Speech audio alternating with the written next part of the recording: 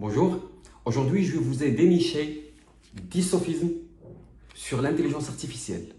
Et ces 10 sophismes, ça ne s'applique pas qu'à l'intelligence artificielle. Ça s'applique pour illustrer tout un tas d'arguments de manière fausse dans un but de convaincre ou de persuader l'interlocuteur. On va commencer par l'argument de l'autorité.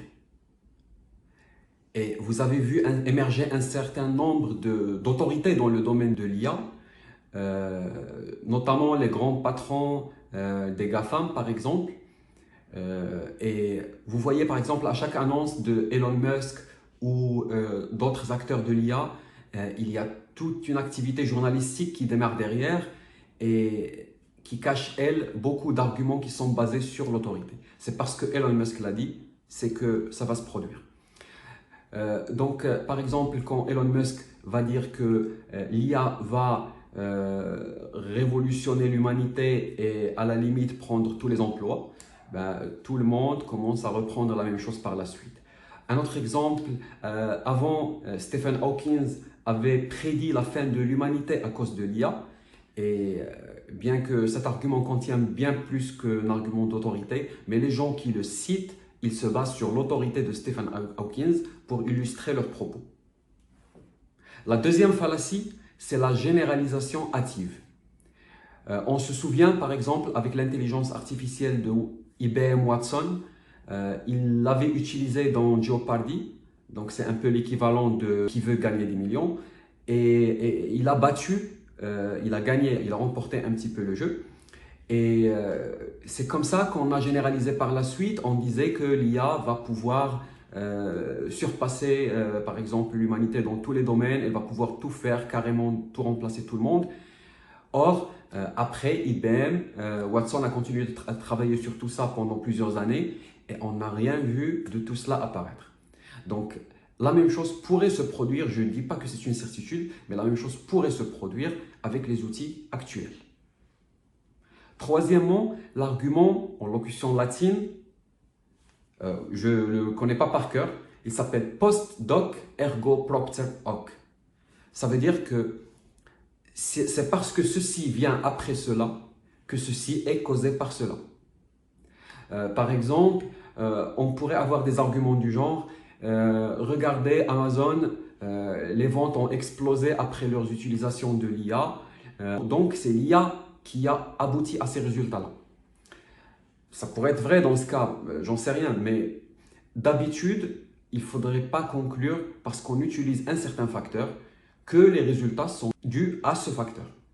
Donc, c'est une façon de dire que la corrélation n'engendre pas la causalité. Quand on a des observations qui se suivent dans le temps, il peut n'y avoir aucune relation entre les deux. Quatrièmement, le faux dilemme. Alors, l'argument du faux dilemme, ça consiste par exemple à dire ou bien on va mettre l'IA dans la décision de toute l'entreprise, elle va prendre en charge tout le pilotage, tout à la fois, ou bien on ne va pas utiliser l'IA et on reste sur les schémas classiques par exemple. Ça, c'est une façon de présenter la problématique comme un faux dilemme.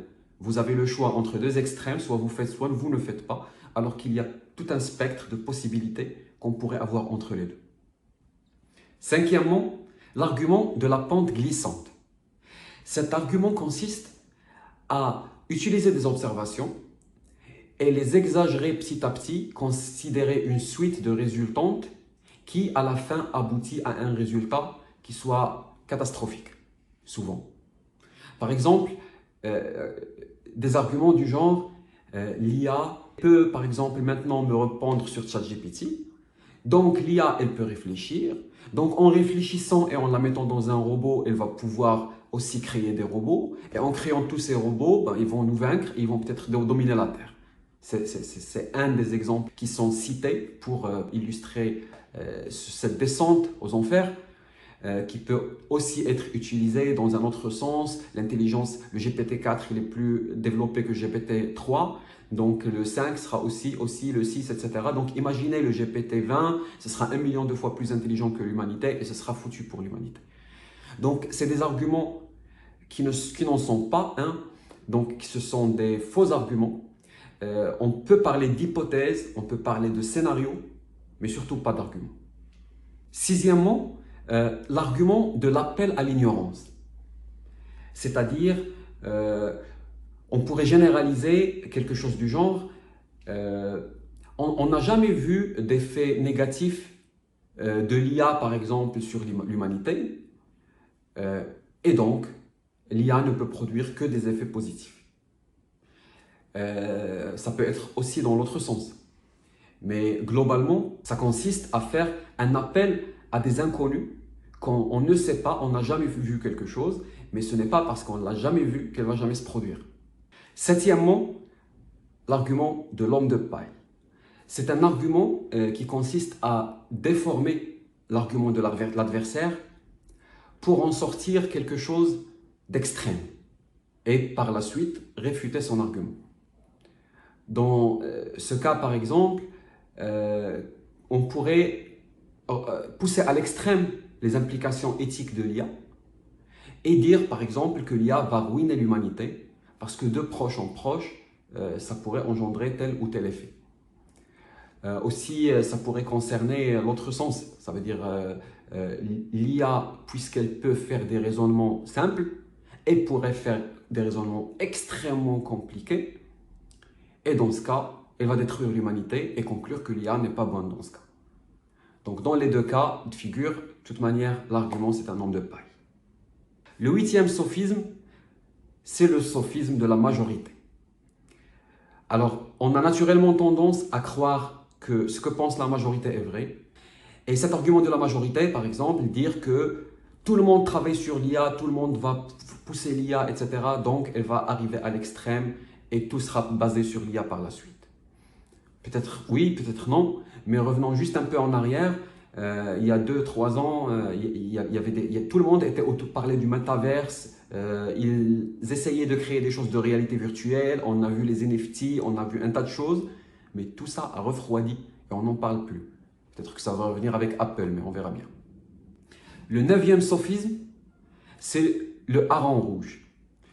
Alors, on l'appelle hareng rouge parce que les fugitifs, autrefois, ils mettaient du hareng, donc c'est un poisson, pour détourner l'attention des chiens renifleurs pour qu'ils ne retrouvent pas leurs traces.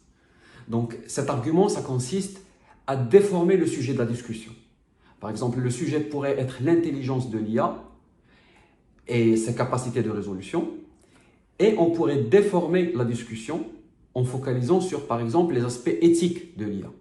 Ou inversement, on pourrait parler des aspects éthiques et puis quelqu'un vient détourner le sujet en parlant de ce que pourrait apporter l'IA. Donc, c'est en parlant d'un sujet, on dévie la discussion et donc ça évite de donner des arguments corrects au bon sujet. Le dixième et dernier argument, c'est l'argument circulaire. Alors, dans le cas de l'IA, on est en train de dire que l'IA, elle est intelligente. Pourquoi? Parce qu'elle sait résoudre des problèmes. Et quand on veut analyser plus, donc on dit d'accord, pourquoi elle sait résoudre des problèmes? Souvent, la réponse, c'est parce qu'elle est intelligente. Parce qu'il y a un réseau de neurones intelligent, c'est une IA, et donc elle résout des problèmes parce qu'elle est intelligente. Et elle est intelligente parce qu'elle résout des problèmes. Mais ça ne répond pas fondamentalement à comment fait-elle pour résoudre des problèmes. Mis à part l'histoire de l'entraînement, les data, etc. Ça, tout le monde le sait. Mais ça ne répond pas précisément à comment l'IA va raisonner pour résoudre tel ou tel problème. Ce qui rend difficile d'en tirer des conséquences sur d'autres sujets. Voilà donc pour les 10 sophismes illustrés par des exemples tirés du hype autour de l'IA. Si vous avez besoin de services de consulting qui soient rationnels, logiques et axés sur les nouvelles technologies, faites appel à nous. Au revoir.